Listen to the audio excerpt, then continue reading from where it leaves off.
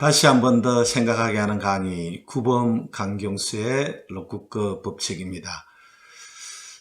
추억은 현재의 기억 속에 존재하고 미래는 현재의 기대 속에 존재한다고 이야기했습니다. 과거도 미래도 다 현재 속에 있다는 거죠.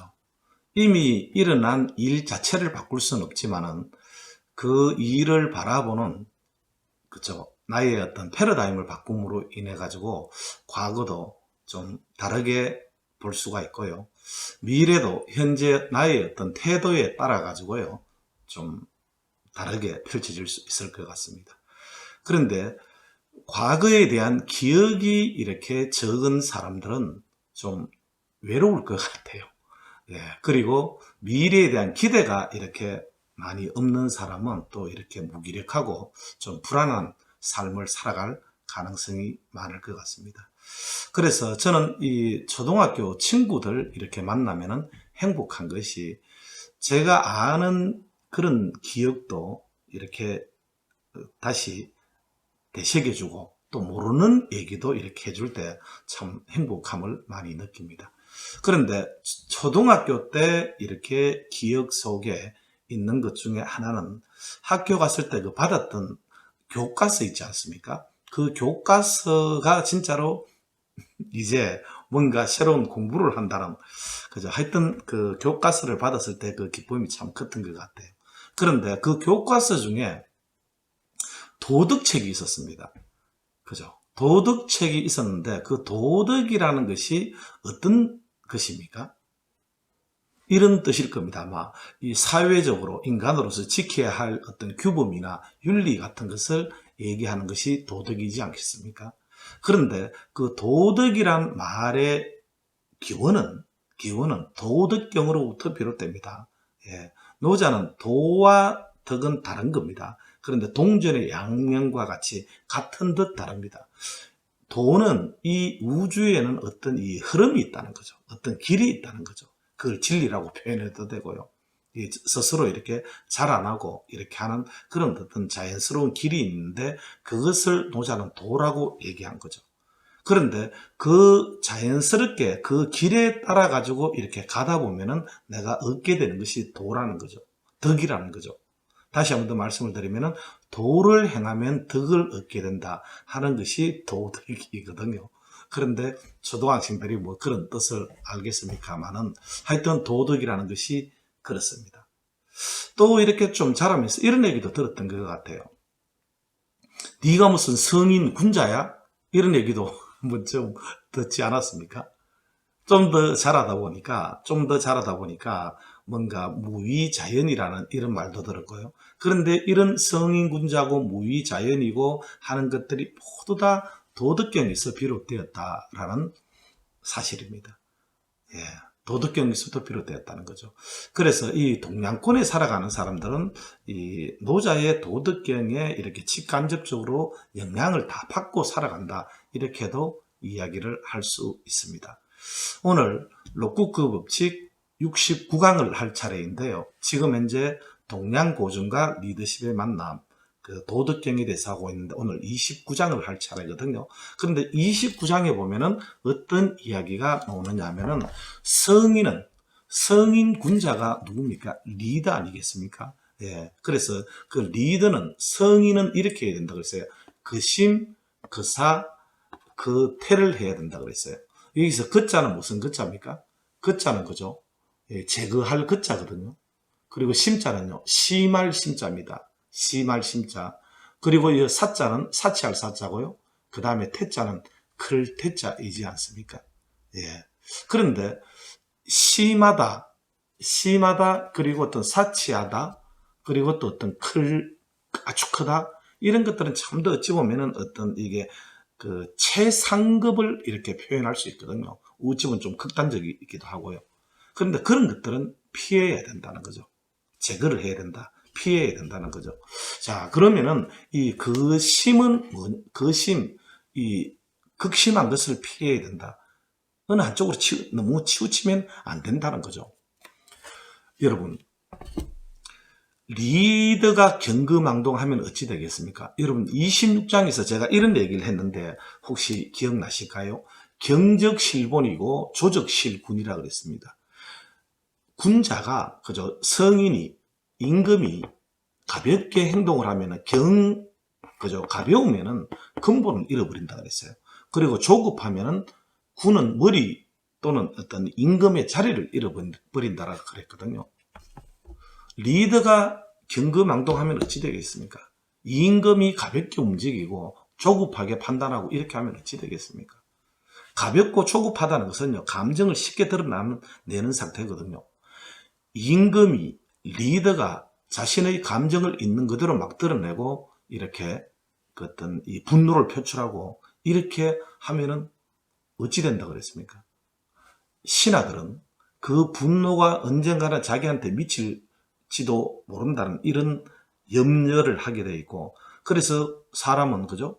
그런 어떤 자기가 다치지 않기 위해서는 임금을 제거할 그런 책략을 꾸밀 수 있다라고 이렇게 얘기하지 않았습니까? 그래서 임금은 절대적으로 말이죠, 이렇게 경거망동을 해서 되지 않는다는 거죠. 경적실본이고 조적실군, 이런 어떤 우를 범하면 안 된다는 거죠. 임금은 어떻게 해야 되겠습니까?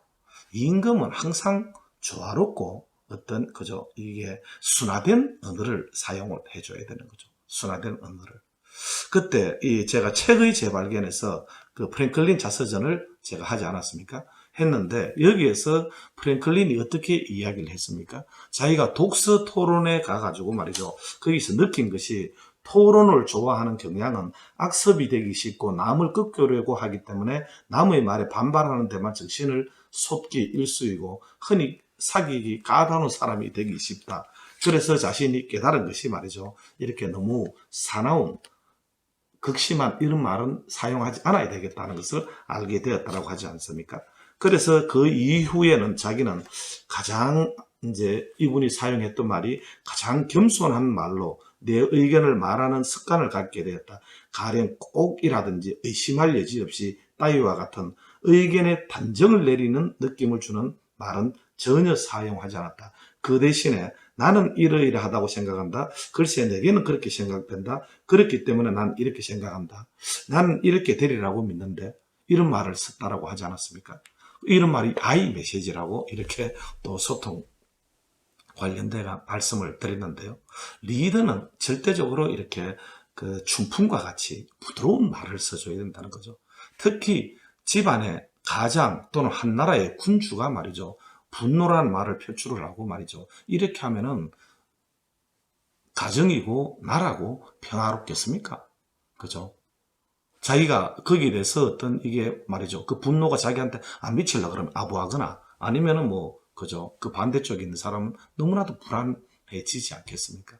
그래서 리더의 언어는 절대적으로 부드러운 그런 언어를 사용해야 되고 어느 한쪽에 치우친 그런 언어는 사용하지 말아야 된다는 거죠. 자, 그리고 그 사라는 것은 사치를 피해야 된다는 거죠. 제거를 해야 된다라고 이야기했거든요. 그런데 이 사치스러우면은 물질적인 사치도 있지만은 정신적 사치도 있지 않겠습니까? 그 정신적 사치를 우리는 교만이라고 이렇게 이야기를 하는 거죠. 교만. 짐 콜린스에 의하면은요, 조직 붕괴에 5가지 단계가 있다는 거예요. 그게 첫 번째 단계가 뭔지 아세요? 그게 리더의 교만이에요. 그 리더의 교만에 의해서, 그 작은 구멍에 의해서 둑이 터진다니까. 조직은 둑이 터질 수가 있다는 거죠. 그래서 리더는 보통 사람도 그렇지만 리더는 그죠? 성인은 말할 것도 있겠습니까? 절대적으로 겸손해야 된다는 거죠.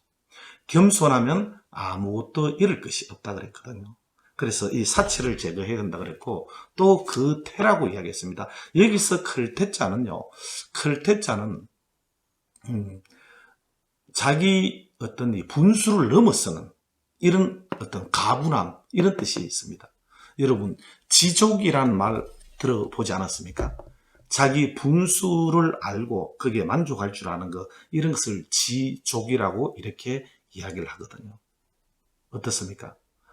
떠나야 될 때와 멈춰야 될 때, 나아가야 될 때와 멈춰야 될 때, 이런 것을 아는 사람은 이렇게 참 아름답지 않습니까? 그죠?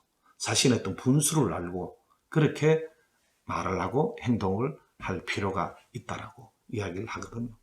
모든 어떤 문제가 이렇게 내한테 어려움이 생기고 하는 것은 어찌 보면은 그죠? 이런 것들을 어떤 그심, 그사, 그태하지 않았기 때문에 그걸 하지 않겠습니까? 그러면은 어떤 그심, 그사, 그태하기 위해서는 어떻게 해야 되느냐?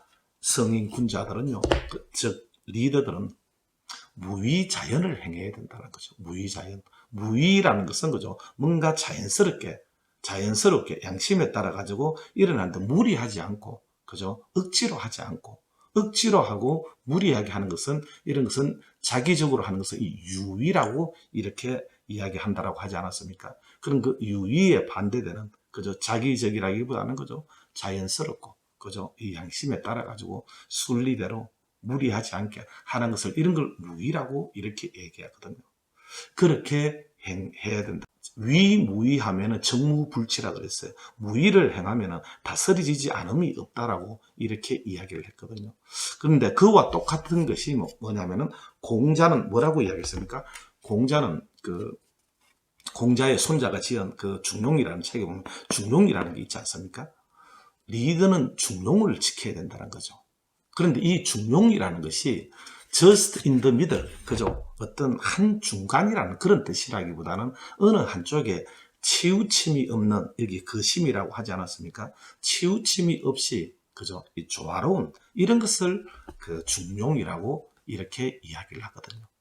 그래서 리더는 항상 이 어떤 중용을 지킬 줄 알고, 예, 이 중용을 지킨다는 것이 여기서 노자가 이야기한 거심, 거사, 그태에 해당이 되어질 수 있거든요. 예, 뭔가 인위적이고 그렇게 무리하게 행하기보다는.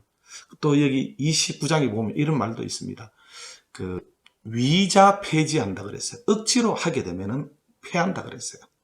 성공하는 것이 아니고 실패한다 그랬고, 그리고 집자 실지한다 그랬어요. 뭔가 집착을 하게 되면은 그죠? 잃게 된다라는 이런 말도 나오거든요. 위자 폐지, 집자 실지라고 이렇게 이야기를 했습니다. 그래서 리더는 뭔가 이렇게 순리에 맞게 자연스럽게 이렇게 뭔가를 했을 때 조직도 이렇게 잘 이끌어갈 수 있고 그렇다는 거죠. 예. 지금 10월 달입니다. 그죠? 10월은 참 이게 그죠? 이 가을의 한복판에 있는데 그냥 가만히 있기만 해도 행복하고 걸어도 행복하고 하늘을 봐도 행복합니다. 너무 덥지도 않고 너무 춥지도 않은 그죠? 그런 아주 그죠? 어쩌면은 이 노자가 이야기하는 그런 어떤 심, 사, 태에 해당이 되는 그런 어떤 참 날씨가 아닌가 하는 이런 생각이 들어갑니다. 이번 한 주는 우리 리더님께서 이런 어떤 뭔가 좀 조화로운 그저 중용을 지키는 이런 어떤 그런 어떤 것에 대해서 거심, 거사, 거태에 대해서 한번 생각을 해보고 행동하시는 그런 리더의 멋진 한 주가 되시길 응원드립니다. 경청해 주셔서 감사드리고요. 다음 주 월요일 다시 뵙겠습니다. 감사합니다.